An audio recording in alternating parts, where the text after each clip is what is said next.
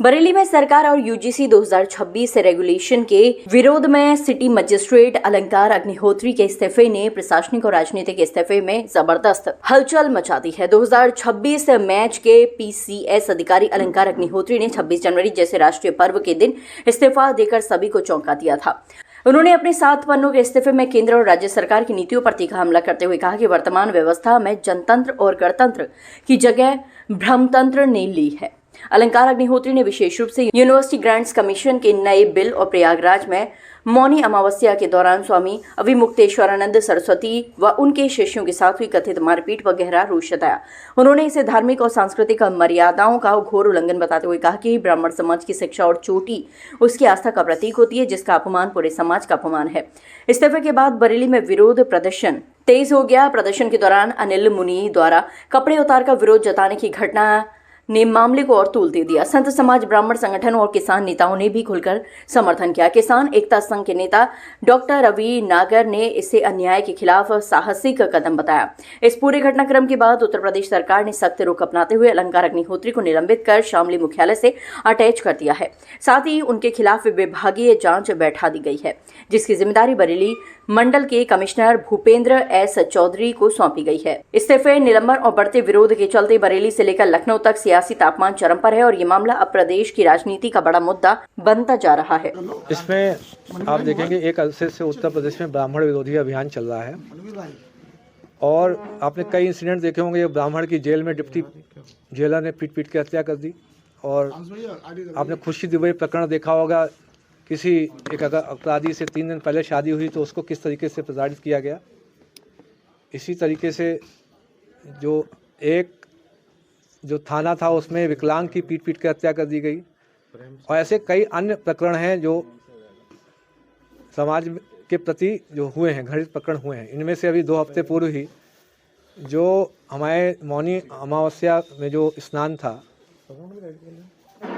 उसमें जो ज्योतिर्मठ पीठ के जो शंकराचार्य जी हैं, श्री अविमुक्तेश्वरानंद जी महाराज, उनके शिष्यों के साथ, खासकर बूढ़े जो सन्यासियों के साथ तो इतनी पिटाई की गई, लात और जूतों से घूंसों से मारा गया एवं बटुक जो ब्राह्मण थे उनकी चोटी घसीट के, आपने वीडियो देखे होंगे किस तरीके से घसीट के जमीन पर उनको पीटा गया।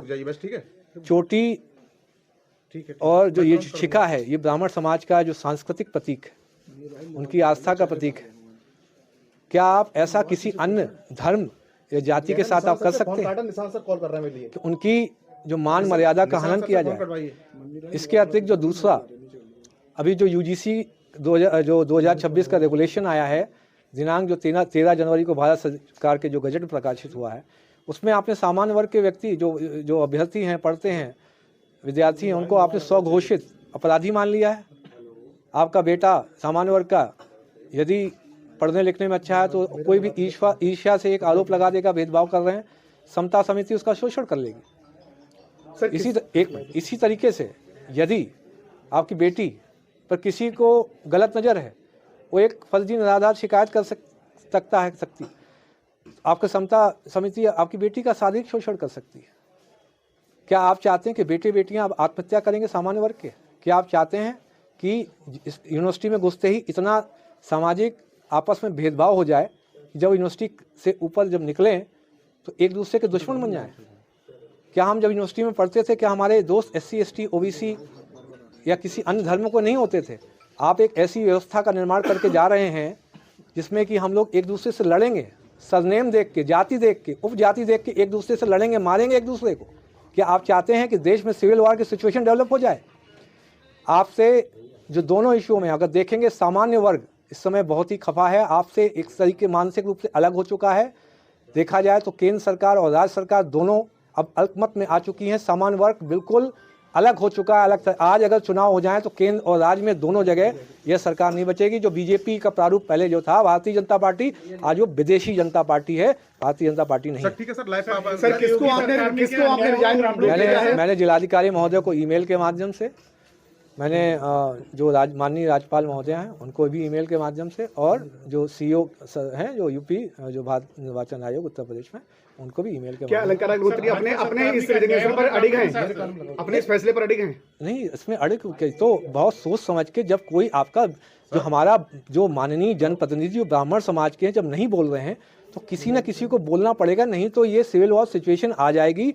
बेटे बेटियों का रेप होगा, विद्यालयों में विश्वविद्यालयों में शोषण होगा, और तब भी ये जो कॉर्पोरेट कंपनी के एम्प्लॉय जो हमारे ब्राह्मण समाज के माननीय सांसद माननीय एमएलए हैं, ये कुछ नहीं बोलेंगे, क्योंकि उनको हाईकमान से जो सीईओ साहब से कोई भी आदेश नहीं मिलेगा। सर, आपके इस्तीफा के लिए राजनीतिक तौर पर देखा जाने लगा है?